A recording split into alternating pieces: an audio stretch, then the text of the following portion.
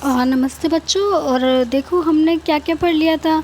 सबसे पहले हमने चंद्रगुप्त मौर्य का पढ़ा था, ठीक है। चंद्रगुप्त मौर्य के बाद उसके बेटे उसका बिंदुसार का पढ़ा, बिंदुसार के बाद अशोक का पढ़ा, ठीक है। जब अशोक का शासन चल रहा था ना उत्तर भारत में, तब दक्षिण भारत में 200-300 के समथिंग कुछ राज्य और कुछ वंश चल रहे थे। उसके बारे में भी डिस्कस कर लेते हैं। देखो पूरा का पूरा तो कब्जा कर रखा था अशोक ने, मतलब कि मौर्य साम्राज्य इतना फैला हुआ था, आधे से ज़्यादा कब्जा कर रखा था। जैसे उत्तर भारत है,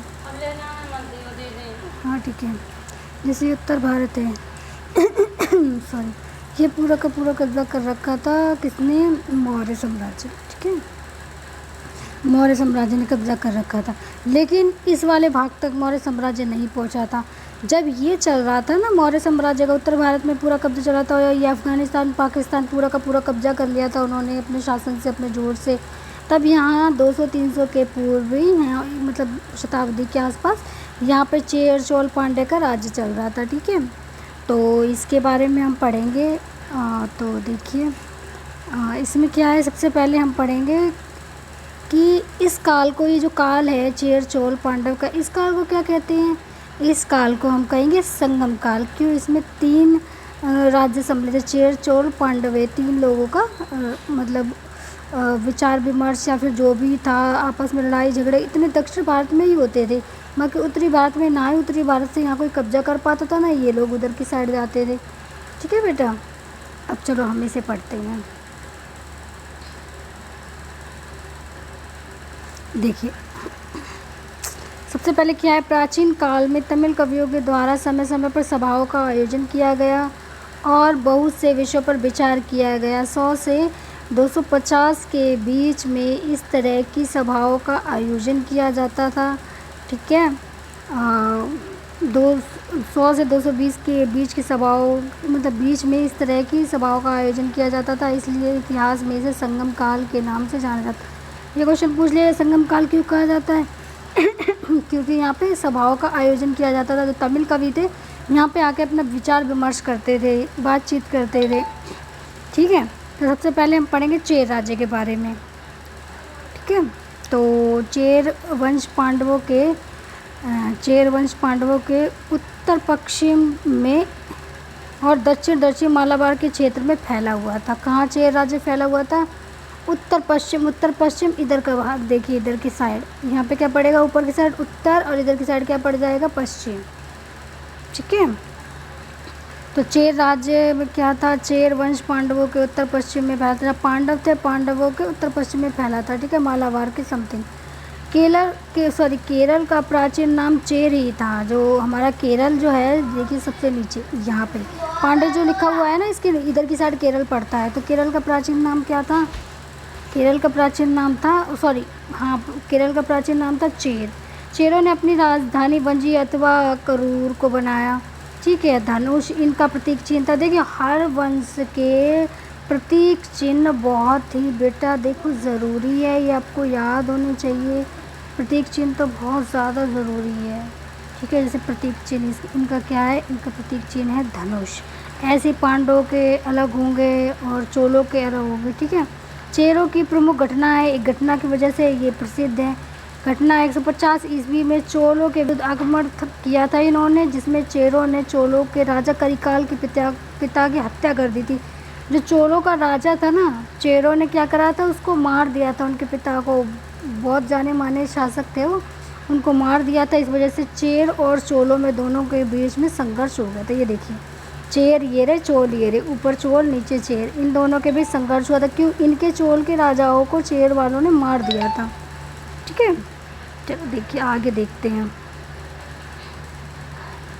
आगे है चेर कवियों के शेरगुट्टन, जिसे लाल चेर के नाम से जाना था।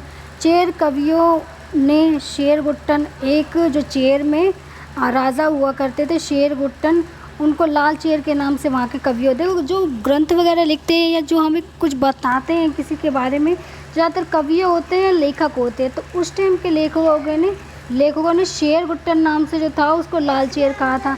क्यों कहा था? क्योंकि इसने क्या कहते हैं, इसने फणिजी की पूजा स्टार्ट की थी। फणिजी आप समझ रहे हो? फणिजी पूजा मीन पत्नी की पूजा, ठीक है। इसने क्या करा था, पत्नी की पूजा स्टार्ट की थी। ठीक है, ये देखिए, फण की पूजा मतलब पत्नी की पूजा। अगर आपसे क्वेश्चन पूछ लिया जाए पत्नी पूजा किसने स्टार्ट की थी, तो लाल चेर ने। ठीक है, अब देखिए, चेर वंश का एक प्रसिद्ध राजा आदिम गेर था। इसी आदिम गेमान ने गन्ने की खेती की शुरुआत की। आज हम लोग गन्ना खा रहे हैं, शुगर यूज़ कर रहे हैं। कभी आपने जानने की कोशिश की है ये शुरू कहाँ से हुई थी? मतलब एक आप खुद सोचिए, एक लिक्विड से चीनी कैसे बन सकती है? तो ये जो शुरुआत की थी ना, किसने की थी? आदिम गेमान ने। और ये कहाँ से थे? चेर वंश के थे। ठीक है, दूसरी शताब्दी के बाद चेर शक्ति ख़त्म होने लगी। देखिए, कोई भी शक्ति कब ख़त्म होती है? जब उसके राजा, जो वहाँ के जो पराक्रमी राजा हैं, उनकी शक्ति क्षीण होने लगती है, सेना शक्ति क्षीण होने लगती है, या फिर हत्या कर दी जाती है। मतलब मास्टरमाइंड जो होते हैं ना वहाँ के, उनकी हत्या कर दी जाती है। तो इस तरीके से वहाँ के शक्ति जो होती है ना वहाँ की क्षीण होने लगती है। और देखिए, अब चोल का पढ़ेंगे, चेर का पढ़ लिया, अब चोल का पढ़ेंगे। चोल साम्राज्य दक्षिण भारत के इतिहास में चोल वंश का इतिहास दूसरी और तीसरी शताब्दी में देखने को मिलता है। कब देखने को मिलता है? तीसरी और दूसरी शताब्दी में देखने को मिलता है। बाद में पांडवों की शक्ति के कारण इनका पतन हो गया, क्योंकि पांडवों की शक्ति ज़्यादा हाईफाई हो गई, मतलब उनमें सेना बड़ी हो गई। इस वजह से क्या करा, चोल की शक्ति धीरे धीरे क्षीण होने लगी, उनका पतन कर दिया। यानी पतन मतलब होता है उन्हें कब्जे में ले लिया, सेनाओं को, उनके राजाओं को मार दिया गया। ठीक है, चोलों ने मंतूर, उरेयूर और तंजावुर को अपनी राजधानी बनाया। चोलों ने किस किस को राजधानी बनाया अपनी?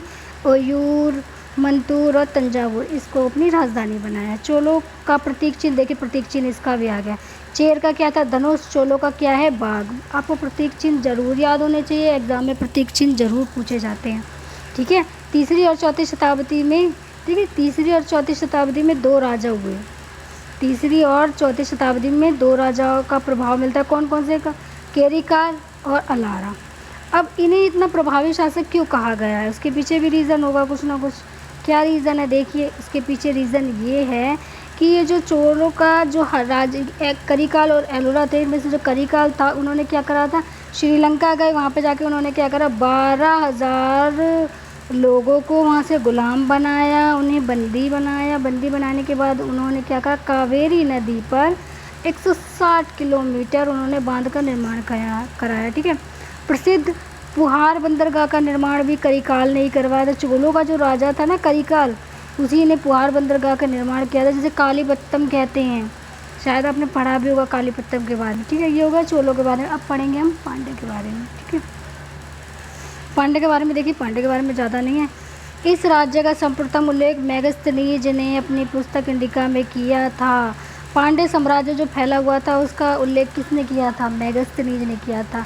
कौन सी पुस्तक में किया था? इंडिका में किया था। जब मेगस्थनी ने पूरी इंडिया के बारे में लिखा है तो उसने दक्षिण भारत के बारे में भी लिखा था कि वहाँ पे कौन कौन से साम्राज्य चल रहे थे, और उत्तर भारत के बारे में, मौर्य साम्राज्य के बारे में। ये सारी जो, मतलब वहाँ तो मौर्य साम्राज्य ही चल रहा था, चंद्रगुप्त मौर्य आया, फिर उसके बाद बिंदुसार ने कब्जा किया, फिर अशोक आया। अशोक तो बहुत महान शासक था, उसने काफ़ी एरिया अपने कब्जे में किया। ठीक है, इस तरीके से मेगस्थनीज ने साथ साथ में दक्षिण भारत के बारे में भी लिखा कि नीचे का जो एरिया था वो किसके कब्जे में था, कौन सा साम्राज्य चल रहा था। तो पांड्य साम्राज्य का उल्लेख किस में मिलता है? हमें मेगस्थनीज की इंडिका पुस्तक में मिलता है। अगर आप पढ़ोगे तो पता चलेगा आपको। देखिए, इस राज्य का शासन स्त्रियों के हाथ में था। अच्छी बात है, सोचने वाली बात है कि जहाँ पर हर जगह मतलब पुरुष संभाल रहे थे, वहाँ पे स्त्रियाँ इस राज्य को संभाल रही थी। ये बहुत ही अच्छा पॉइंट है, स्त्रियों के हाथ में इसका शासन था। ठीक है, बहुत अच्छी बात है। पुराने ज़माने से स्त्रियाँ ही आगे रही हैं। अब देखिए, ये लास्ट रह गए 4 पॉइंट। मदुरई इसकी राजधानी थी। किसकी थी? पांडवों की राजधानी मदुरई थी। पांडवों का प्रतीक चिन्ह क्या था? मछली। ये राज्य मोती के लिए काफ़ी प्रसिद्ध था। किसके लिए प्रसिद्ध था ये? मोतियों के लिए। ठीक है, ये पॉइंट आप नोट कर लीजिए और दिमाग में डाल लीजिए कि जो मदुरई था, मदुरई इसकी राजधानी थी, और जो पांडवों का साम्राज्य था ना वो किसके लिए प्रसिद्ध था? मोतियों के लिए। ये याद करने वाला पॉइंट है। और उनका प्रतीक चिन्ह था मछली। और इस वंश का प्रसिद्ध शासक कौन था? अगर पूछ लिया जाए कि पांडवों का प्रसिद्ध शासक कौन था, प्रसिद्ध शासक मेडियोन। ठीक है, इसी ने क्या किया था? मेडियोन ने, जो पांड्य का राजा था, समुद्र पूजा की शुरुआत की थी इसने। ठीक है, 5वीं सदी में इसकी भी शक्ति क्षीण होने लगी थी राजाओं की हत्या करके। जो अच्छे राजा चले जाते हैं ना, फिर जो कहने का मतलब है जैसे कोई पैसे वाला या रिच फैमिली से है ना, तो उसका बेटा भाई कुछ करेगा नहीं, लेकिन जिसने संघर्ष किया है ना वो आगे बढ़ेगा। और लेकिन जो जिसको सारे ऐशो आराम मिल रहे हैं वो कुछ नहीं करेगा। इसी तरीके से होता है, जो राजा महान होते हैं ना, उनके जो पुत्र होते हैं इतने महान नहीं मिलेंगे, क्योंकि उन्हें उन्हें कभी कुछ करना ही नहीं पड़ा। उन्हें पता ही नहीं चला कि हमें मतलब ऐसे संघर्ष करना चाहिए, हमें ये चीज़ें प्राप्त होगी, क्योंकि कमी नहीं थी ना किसी चीज़ की। ठीक है, ये हो गया, चेर चोर पांडे हो गया। ठीक है, फिर क्या हुआ, इनकी शक्ति क्षीण होने लगी 500 के समथिंग। अब 500 से लेके 1200 तक अलग अलग राजवंश आए, वो हम आपको पढ़ाएंगे कल। ओके ओके, दक्षिण भारत में जो वो चेर चोल पांडे के बाद जो आए ना उनको पढ़ाएंगे। मैंने क्यों पढ़ा रही हूँ, क्योंकि जो मौर्य साम्राज्य चल रहा था ना उसी टाइम में नीचे चल रहा था, यानी दक्षिण भारत में चल रहा था, उनके समकालीन चल रहा था। समकालीन मीन होता है जब मौर्य साम्राज्य चल रहा था तभी ये चल रहा था। एक ही समय में जो दो घटनाएं होती हैं समकालीन कहते हैं। ठीक है, 500 तक हो गया। 500 से 1200 ईसा पूर्व मतलब क्या, और इसके बाद चेर चोल के बाद कौन से राजवंश है उसके बारे में आपको कल पढ़ाऊँगी। तो मैं क्वेश्चन सेंड कर देती हूँ, प्लीज़ करके आप पढ़ लीजिए, देख लीजिए और मुझे आंसर बताइए। Thank you.